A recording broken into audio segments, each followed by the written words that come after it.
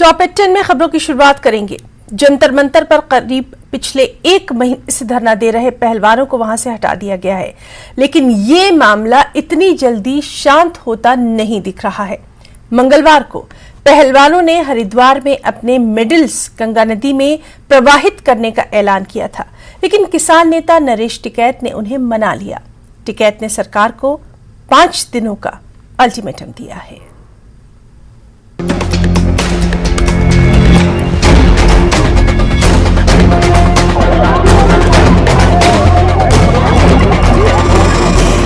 संघ के अध्यक्ष और बीजेपी सांसद ब्रजभूषण शरण सिंह के खिलाफ धरना दे रहे पहलवानों के मामले में मंगलवार को काफी उठापटक हुई। रेसलर्स ने मंगलवार दोपहर में दावा किया कि वो शाम को अपने मेडल हरिद्वार पहुंचकर गंगा नदी में बहाएंगे।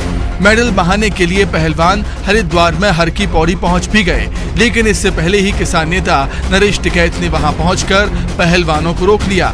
टिकैत ने रेसलर्स को समझाते हुए मेडल अपने पास ले लिए और सरकार को 5 दिन का अल्टीमेटम दिया। हालांकि भले रेसलर्स ने गंगा में मेडल नहीं बहाए हैं, लेकिन इस मुद्दे पर राजनीति उबाल मार रही है।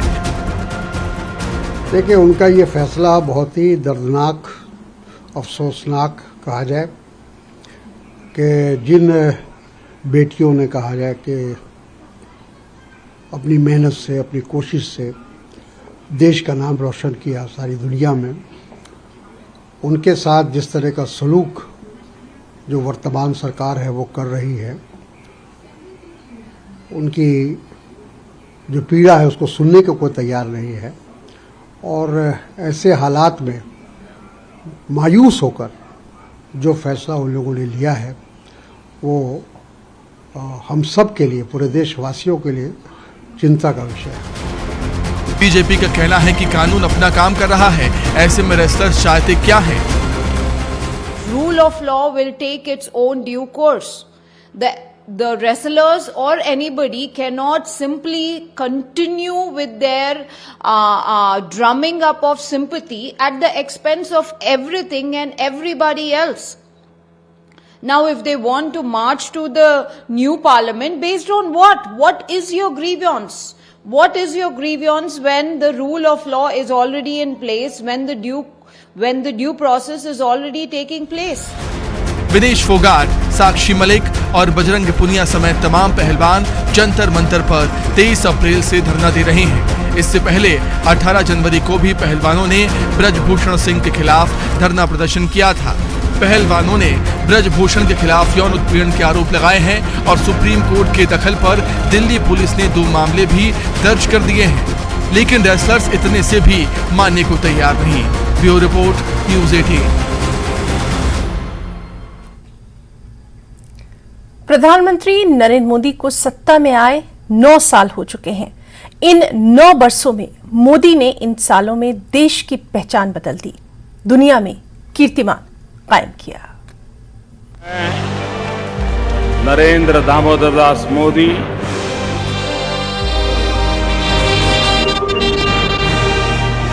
ईश्वर की शपथ लेता हूं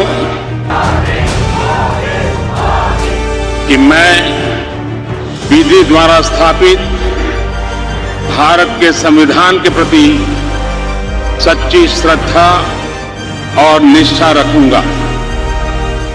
विजय रथ पर सवार मोदी सरकार के 9 साल दमदार है, असरदार हैं और धुआंधार हैं, क्योंकि मोदी ने इन सालों में देश की पहचान बदल दी, दुनिया में कीर्तिमान कायम किया और न्यू इंडिया के नाम पर वो ताज सौंपा जिसकी चर्चा हर जुबान पर है और उसी उपलब्धि को अब जन जन तक पहुंचाना बाकी है।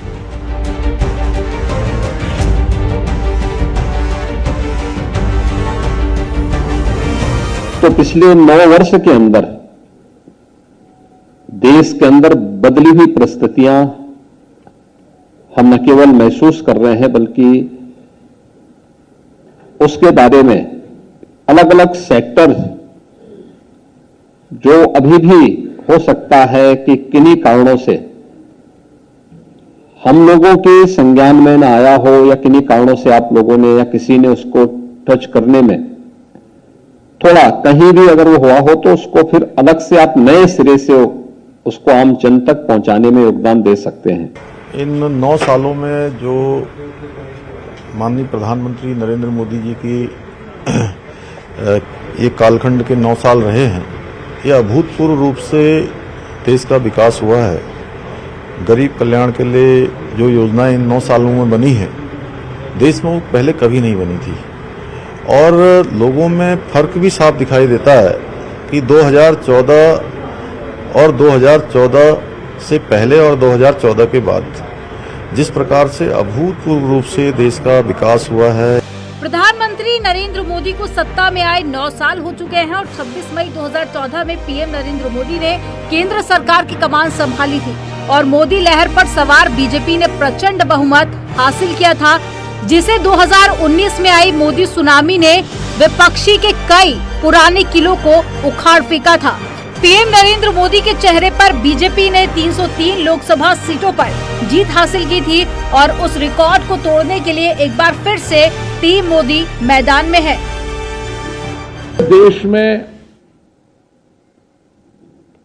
3 करोड़ से अधिक आवास सैंक्शन हुए हैं।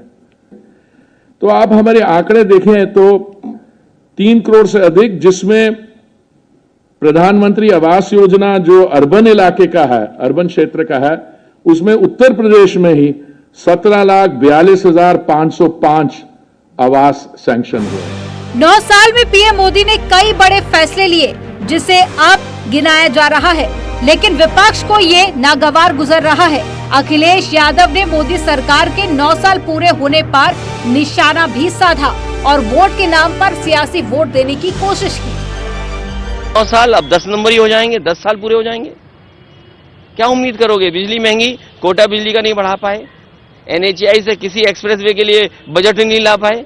कहते हैं मुख्यमंत्री हैं, अरे NHAI का एक्सप्रेसवे का एक बजट लाए हो तो बता दें आप।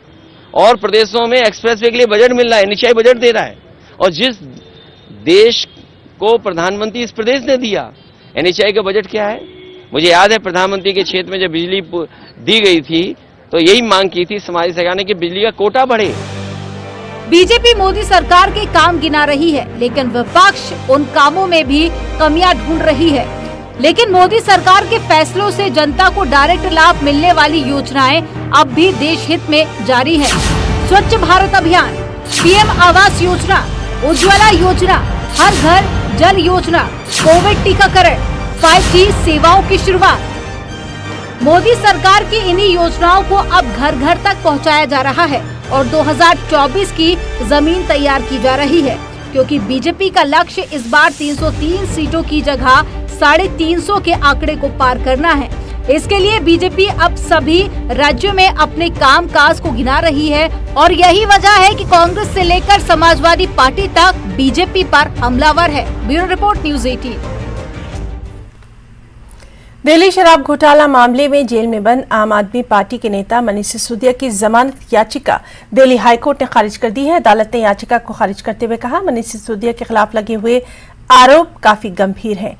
वहीं अब पूर्व उप मुख्यमंत्री मनीष सिसोदिया दिल्ली हाईकोर्ट के इस फैसले के खिलाफ सुप्रीम कोर्ट का रुख करेंगे। वहीं बीजेपी ने जमानत याचिका को खारिज करने के फैसले को सही ठहराया है। जो एलिगेशंस है, वो जो इनके खिलाफ जो दस्तावेज हैं, बाकी चीजें, वो बहुत सीरियस हैं और इसमें एक पब्लिक सर्वेंट यानी जो समाज पब्लिक सर्वेंट एक टेक्निकल लीगल डेफिनेशन है और डेप्यूटी चीफ मिनिस्टर का ऑफिस जो है वो इतना महत्वपूर्ण ऑफिस है जो खुद भ्रष्टाचार में लिप्त पाया गया और जो एप्लीकेंट है वो एक पावरफुल व्यक्ति है और जो एक्साइज पॉलिसी का सूत्रधार है वो यही व्यक्ति है और इन्होंने लगातार ये कुछ भी ऐसी हरकत कर सकते जहां पे विटनेसेस को इन्फ्लुएंस करने का काम है और तमाम तरीके की जो गैर नियमित चीजें होती हैं, खरीद फरोख्त, वो ये कर सकते हैं और इस कारण से एक्साइज पॉलिसी के केस में इनकी जो जमानत है उसको रिजेक्ट किया जाता है। ये आज का ऑर्डर है। और खबरों में वक्त एक छोटे से ब्रेक का। ब्रेक के बाद खबरों में आगे बढ़ेंगे। कांग्रेस के सीनियर लीडर और सांसद पी चिदम्बरम ने कहा कि आगामी लोकसभा चुनाव में भाजपा के खिलाफ विपक्षी दलों को एकजुट होने में थोड़ा समय लगेगा। 2024 के लोकसभा चुनाव की रणनीति के बारे में पूछे जाने पर कांग्रेस नेता ने कहा कि मेरे विचार से अगर गैर बीजेपी विपक्षी दल एक साथ हो जाते हैं तो संभव है कि 450 सीटों पर हम एक आम उम्मीदवार के साथ भाजपा के खिलाफ चुनाव लड़ सकते हैं। Can't speak about the Lok Sabha strategy, but I can tell you that the party line so far is all the non-BJP opposition must get together as far as possible. In my view, if the non-BJP opposition parties get together, it is possible that in 450 seats we can field one common candidate against the BJP. But that is a desire, that is an aspiration. But the parties are meeting in Patna on June 12. It is work in progress. It will happen, but it will take some time. केंद्र सरकार के अध्यादेश के खिलाफ गैर BJP दलों को एकजुट करने की कवायद में दिल्ली के मुख्यमंत्री अरविंद केजरीवाल की कोशिश लगातार जारी है। केजरीवाल ने सीपीएम लीडर सीताराम येचुरी से खास मुलाकात की और उनसे राज्यसभा में इसे रोकने के लिए समर्थन मांगा। मुलाकात के बाद CPIM general secretary Sitaram Yechury ने भी केंद्र के अध्यादेश के खिलाफ दिल्ली की जनता का साथ देने की घोषणा की। ये हमारे संविधान का उल्लंघन है। हम उस हिसाब से इसका पूरा का पूरा विरोध करते हैं, खंडन किया है और राज्यसभा में या कहीं पर भी जब मौका मिलेगा इसके ऊपर वोट डालने की, हम इसका विरोध में डालेंगे। सीपीआई ये हम प्रतिबद्ध है। हमारी अपील है बाकी सब पार्टियों से, यहाँ पे सवाल पॉलिटिकल पार्टियों के बीच में नहीं है। ये सीपीएम या आप या कांग्रेस या आरजेडी, मतलब सवाल वो नहीं है। सवाल ये है कि देश का संविधान, संवैधानिक व्यवस्था, उसके ऊपर जो हमले हो रहे हैं उससे डटकर मुकाबला अगर नहीं करेंगे तो एक तानाशाही व्यवस्था ही नहीं, लेकिन हमारे देश के अंदर उससे भी बुरा एक फांसीवादी रुझान के साथ ये देश को चलाने की जो कोशिश है वो खतरा सामने आएगा। तो इसलिए हमारी अपील सबसे है और खास तौर से उन पार्टियों में जिन्होंने अभी तक इसका खंडन नहीं किया, उन पार्टियों से है कि आप समझ लीजिए आज दिल्ली सरकार के साथ हो सकती है, कल तो हो सकता है केरल की सरकार हो जहाँ पर हमारी सरकार है, अब राजस्थान या बाकी जगह पर जहाँ पे कांग्रेस की सरकार है, हिमाचल प्रदेश या आपके रीजनल पार्टीज की सरकारें जो है उड़ीसा में, आंध्र में और तेलंगाना में या तमिलनाडु में, इन सब के लिए ये एक खतरा है कि जो भी विपक्षी पार्टी का सरकार है उसको डिस्टेबलाइज करने के लिए किसी भी हद तक जा सकती है ये मोदी सरकार, इसको रोकना है।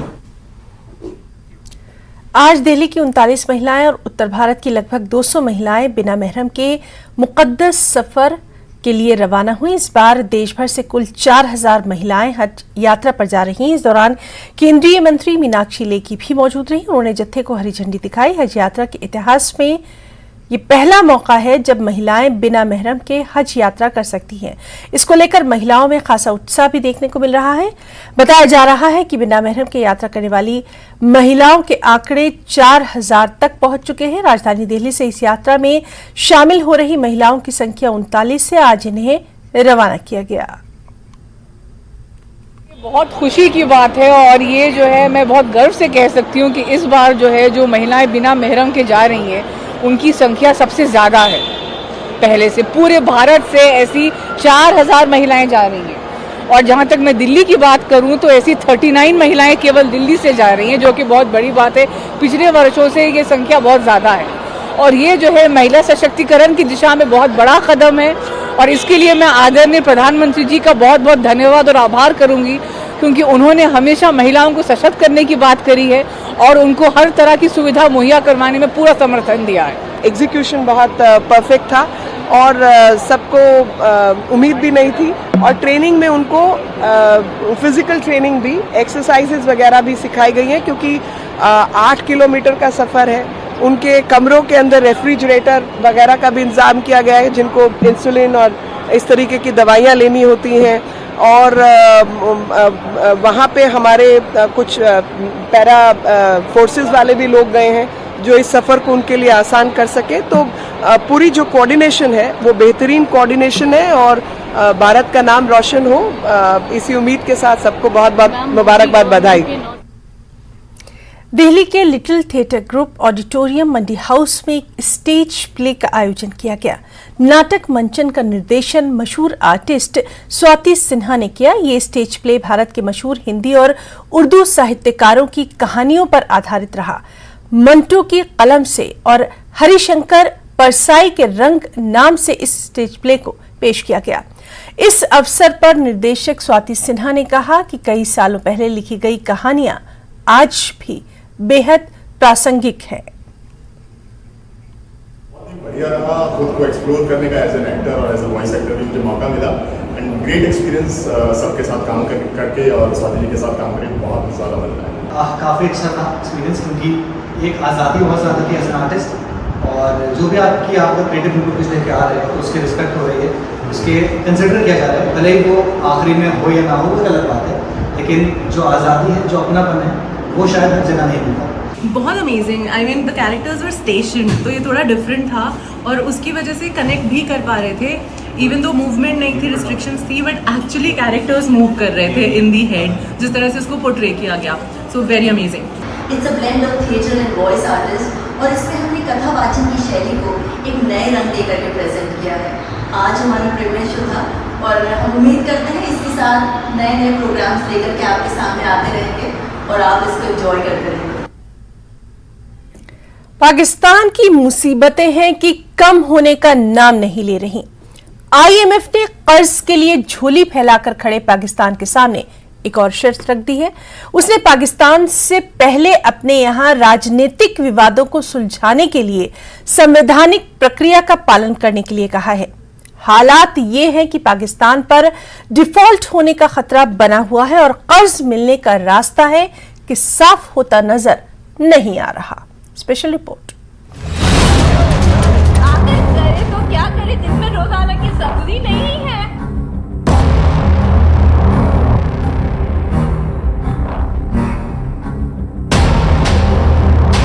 पाकिस्तान पर दिवालिया होने का खतरा मंडरा रहा है, लेकिन अंतर्राष्ट्रीय मुद्रा कोष से कर्ज मिलने की राह अब भी मुश्किल है। आईएमएफ ने कर्ज मांग रहे पाकिस्तान के सामने एक ऐसी शर्त रख दी है जिसे पूरा करना मुल्क के लिए टेढ़ी उंगली से घी निकालने जैसा है। जी हाँ, आईएमएफ ने पाकिस्तान को राजनीतिक विवाद सुलझाने के लिए संवैधानिक प्रक्रिया का पालन करने के लिए कह दिया। लेकिन सवाल ये है कि जिस मुल्क में सरकार, सेना, अदालत और सियासी दलों में चौतरफा जंग है, वहाँ संवैधानिक प्रक्रिया का पालन करना कैसे मुमकिन हो पाएगा?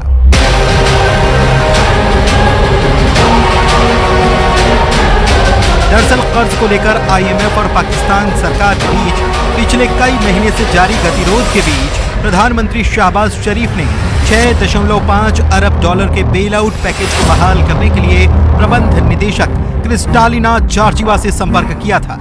लेकिन शहबाज और जॉर्जिवा के बीच बातचीत होने के 2 दिन बाद पाकिस्तान में आईएमएफ मिशन प्रमुख ने एक बड़ा बयान दे डाला।